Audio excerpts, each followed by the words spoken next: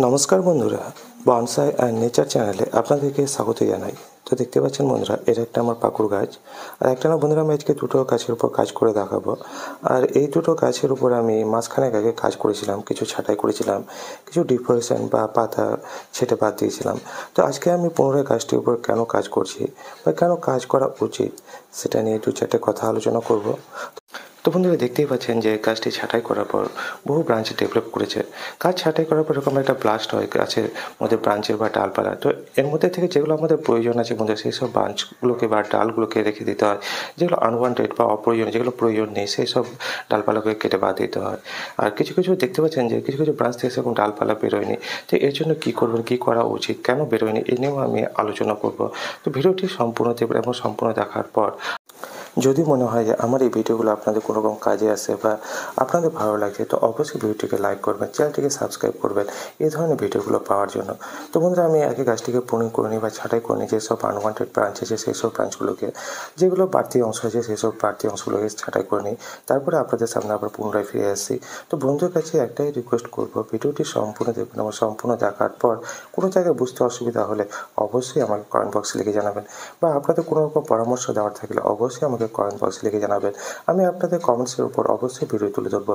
তো বন্ধুদের কাছে রিকোয়েস্ট, ভিডিওটি সম্পূর্ণ দেখুন।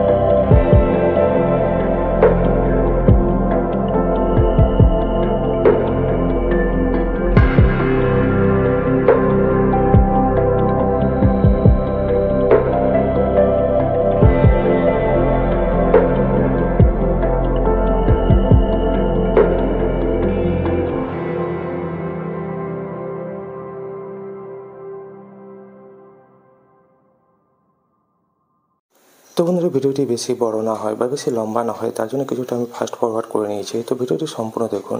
আর দেখতে পাচ্ছেন যে এই গাছটির মধ্যে কিছু যেগুলো আনওয়ান্টেড ছিল সেই সব আনওয়ান্টেড ব্রাঞ্চগুলো কেটে বাদ দিলাম, কিছুটা পিঞ্চিং করে নিয়েছি, কিছুটা প্রুনিং করে নিয়েছি।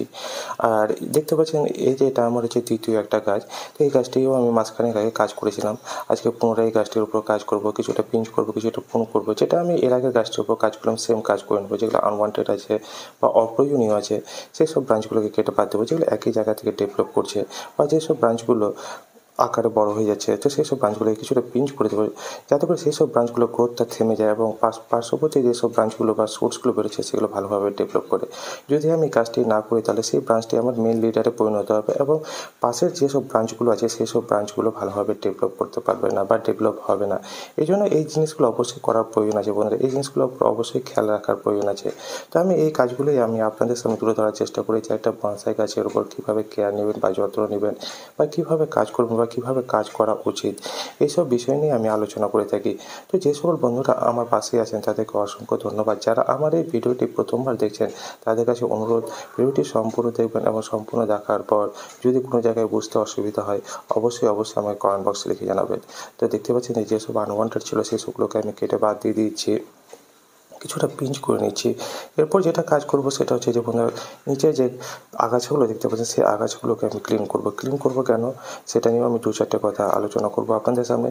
তো ভিডিওটি সম্পূর্ণ দেখতে থাকুন এবং সম্পূর্ণ দেখার পরেই আপনাদের মতামত আমাকে কমেন্ট বক্সে লিখে জানাবেন। আর ভিডিওটি ভালো লাগলে অবশ্যই ভিডিওটিকে লাইক করবেন, চ্যানেলটিকে সাবস্ক্রাইব করবেন এই ধরনের ভিডিওগুলোকে পাওয়ার জন্য। তো বন্ধুরা দেখতেই পাচ্ছেন যে গাছের উপর আমার কাজ করা কমপ্লিট। এবার যেটা কাজ করব, নিচে যে টবের মধ্যে আগাছাগুলো আপনারা দেখতে পাচ্ছেন সেই আগাছাগুলোকে আমি পরিষ্কার করে নেব। পরিষ্কার করার পেছনে একটাই কারণ আছে বন্ধুরা, এখন গাছ আমার গ্রো করছে, ডেভেলপ করছে, নতুন নতুন পাতা, নতুন নতুন ডাল, নতুন নতুন কুশি বেরোচ্ছে। আর এই সময় গাছের মধ্যে রোগ পোকার আক্রমণ হয়। কিছু কিছু এমন পোকা আছে যেগুলো রাত্রেবেলা গাছের উপর উঠে গিয়ে যেসব নতুন নতুন পাতা বা কুচি কুচি ডাল আছে সেসবগুলো ডালপালাগুলোকে খেয়ে নেয় বা নষ্ট করে দেয়। আর দিনে সূর্যের প্রখর তাপের হাত থেকে বাঁচার জন্য এইসব আগাছাগুলোর মধ্যে লুকিয়ে থাকে। আমরা যদি এই আগাছাগুলোকে পরিষ্কার করে দিই তো কী হবে বন্ধু, সেই পোকাটি নষ্ট হয়ে যাবে বা মারা যাবে। তো এই জন্য এই আগাছাগুলোকে পরিষ্কার করার প্রয়োজন আছে। তো আমি সেই আগাছাগুলোকে পরিষ্কার করে নিচ্ছি বা কেটে কিছুটা ছোটো করে নিচ্ছি, যাতে করে সেই সব পোকাগুলো প্রচণ্ড সূর্যের তাপের ফলে মারা যায় বা কিছুটা আমরা নষ্ট করে দিতে পারি। আর এই আগাছার আড়ালে যাতে করে সেই পোকাগুলো লুকিয়ে না থাকে। তো এই জিনিসগুলো অবশ্যই করার প্রয়োজন আছে বন্ধুরা। তো ভিডিওটি সম্পূর্ণ দেখবেন এবং সম্পূর্ণ দেখে যদি আপনাদের ভালো লেগে থাকে অবশ্যই আমাকে কমেন্ট বক্সে লিখে জানাবেন। আর ভিডিওটিকে লাইক করবেন। আপনাদের একটা লাইক বন্ধুরা আমাদেরকে উৎসাহ দেয় এভাবে নতুন নতুন ভিডিও তুলে ধরার জন্য। তো বন্ধুরা সাথে থাকুন, পাশে থাকুন আর দেখতে থাকুন আমি কীভাবে কাজ করি। তো দেখতে পাচ্ছেন যে বন্ধুরা, আমি যেটা কিছুক্ষণ আগেই বললাম যে পোকা বা কীট, তো দেখতে পাচ্ছেন যে মাটির নিচে বা আগাছার নিচে এই পোকাটি লুকিয়ে ছিল। এই পোকাটি যদি থেকে যেত তো রাত্রেবেলা উঠে আমার যে গাছের মধ্যে নতুন নতুন সোর্স বা পাতা বেরোচ্ছিলো সেই সব পাতাগুলোকে নষ্ট করে দিত। তো যাই হোক বন্ধুরা, এইভাবে আগাছাগুলোকে কিছুটা ক্লিন করে নিতে হয় বা পরিষ্কার করে নিতে হয়। তো এই জিনিসগুলো অবশ্যই করার প্রয়োজন আছে। আর এই জিনিসগুলো নিয়ে আমি আপনাদের সামনে ভিডিও তুলে ধরি, কোন সময় কোন কাজটি করবেন এবং কোন সময় কোন কাজটি করার প্রয়োজন আছে। তো চলুন বন্ধুরা, এবার দেখি যে আমার যেসব ব্রাঞ্চগুলো থেকে ডালপালা বেরোয়নি, কেন বেরোয়নি সেটা নিয়ে আমি 2-4টে আলোচনা করছি।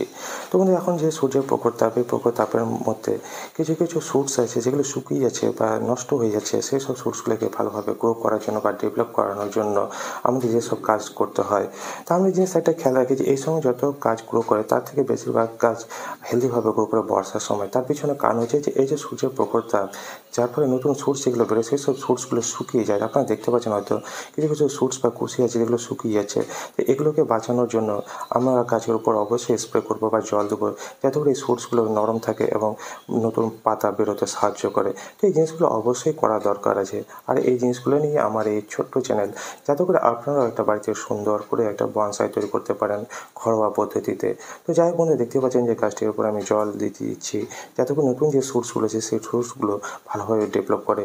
আর যেসব কুশিগুলো শুকিয়ে যাচ্ছিলো সেসব কুশিগুলো যাতে করে ভালোভাবে বেড়ে উঠতে পারে।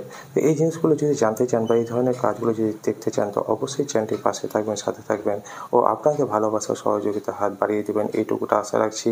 তো বন্ধুরা, আজকে এই পর্যন্তই। দেখা হবে আবার কোনো নতুন ভিডিও নিয়ে।